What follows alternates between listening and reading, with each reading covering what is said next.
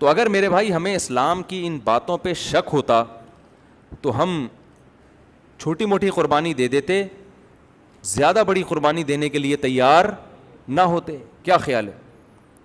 ہم تھوڑی سی آپ کی مان لیتے, تھوڑی سی کچھ کیا کرنا چاہتے تھے وہ ابھی وہ تو اس ٹاپک پر آیا ہی نہیں نا, کہ ہم بھی کچھ ربیع الاول میں کچھ تھوڑا بہت کر لیتے, تھوڑا سا لک آ جاتا, تھوڑا سا. یہ پبلک کی ڈیمانڈ ہے کہ بھائی تھوڑا سا پورا جلوس نہیں نکالتے, ایک لڈو تو کھلا دو کم از کم ربیع الاول میں. ہمارا مذہب ہمیں لڈو کھلانے کی بھی اجازت, اسلام نہیں دے رہا اجازت.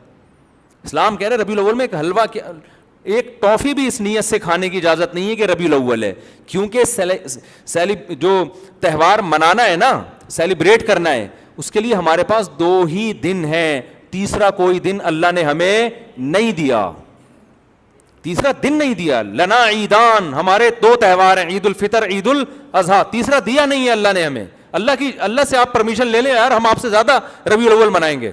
یہاں سے جلوس لے کے نکلوں گا میں انشاءاللہ, میرا تو اپنا جلوس بہت ہے حقیقت ہے. اور کیا, ہمارے تو ماشاءاللہ 3 گھر ہیں یار, آدھی گلی تو ہمارے ہی جلوس سے ہوگی. اور کیا, محرم میں ہر وقت بس کربلا کربلا کربلا کربلا, اس کو ایک علامت بنا دیا ہے. کربلا ایک تاریخی واقعہ ہے جس میں 2 رائے نہیں ہو سکتی. سیدنا حسین ابن علی پر بہت بڑا ظلم ہوا ہے, اس میں 2 رائے نہیں ہے. اس ظلم کو بیان کر کر کے رونا سنت ہے, یہ کون سی حدیث میں ہے؟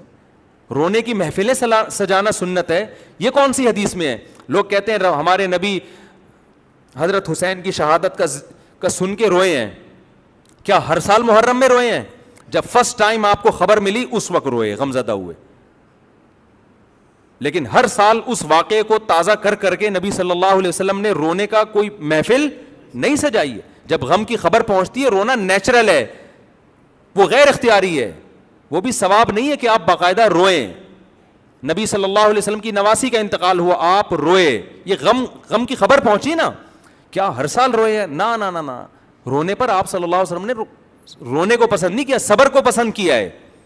ایک عورت قبر پہ کھڑی ہو کر رو رہی تھی نا اپنے بچے کی, آپ نے فرمایا صبر کرو. وہ نبی کو پہچان ہی نہیں, اس نے کہا آپ کو جو غم پہنچا ہوتا نا مجھے پہنچا, اسے طنز کیا اس نے.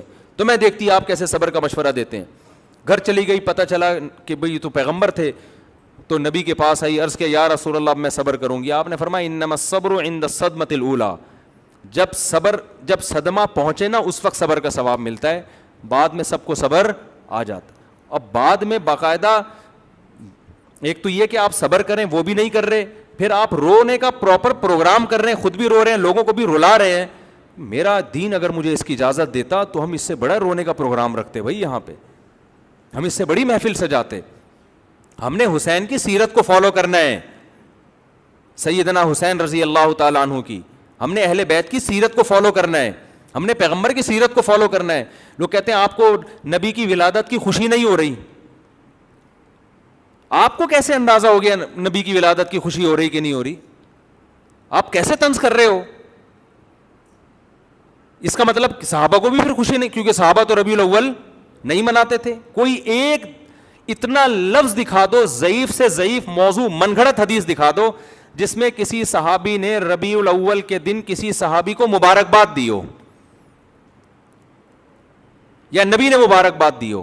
کہیں بھی ایک حرف بھی ہمیں نہیں ملتا. اور پھر طنز کتنے کیے جاتے ہیں, ان کو نبی سے محبت نہیں ہے. ہم پہ یہ صرف یہ نہیں کہتے کہ آپ ربیع الاول مناتے کیوں نہیں ہیں, پھر یہ الزام بھی لگاتے ہیں یہ نبی کے گستاخ ہیں, یہ بھی کہ ان کو نبی سے محبت نہیں ہے, مناتے وہی ہیں جو نبی سے محبت کریں گے. ساری طنزیاں باتیں کر کر کے آپ اگلے کو جذباتی کر رہے ہو. پھر ایک دن وہ جذباتی تقریر کر دے تو کہتے ہیں دیکھو ان کے اخلاق کیسے ہیں, یہ بات کیسے کر رہے ہیں. تو آپ بھی تو انداز کون سا اختیار کر رہے ہیں؟ آپ کو زیادہ زیادہ اسٹائل یہ ہونا چاہیے کہ یہ جو اہل حدیث اور دیوبندی لوگ ہیں یہ جناب ربیع الاول نہیں مناتے, تو ہمارے دلائل مضبوط ہیں, ان کے دلائل کیا ہیں؟ کمزور ہیں. تو ہم دلائل کا جواب دلائل سے دے دیں گے.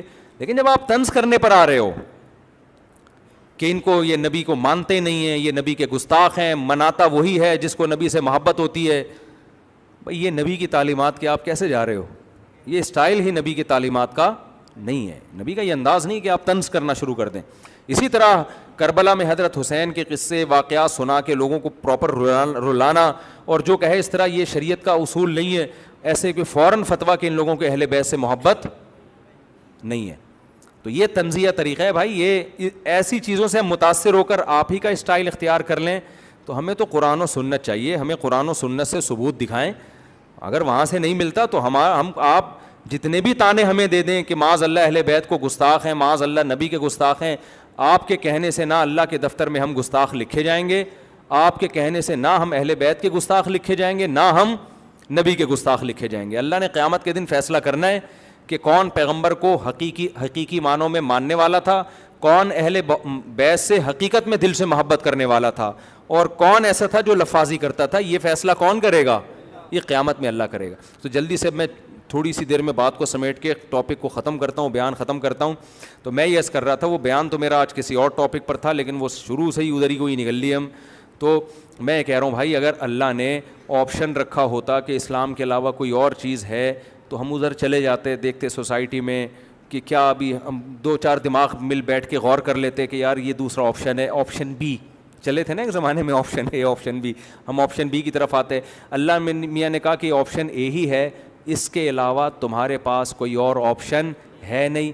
اگر اسلام کے علاوہ کسی اور دین کو, کسی اور طریقہ حیات کو اختیار کیا, آخرت میں تمہیں چھوڑوں گا نہیں. تو اگر ہمیں پیغمبر کے برحق ہونے پر معاذ اللہ شک ہوتا, اسلام کے برحق ہونے پر شک ہوتا, تو ہم کہتے یار چھوٹی موٹی باتیں اسلام کی مان لو, زیادہ بڑے چکروں میں پڑنے کی ضرورت نہیں ہے.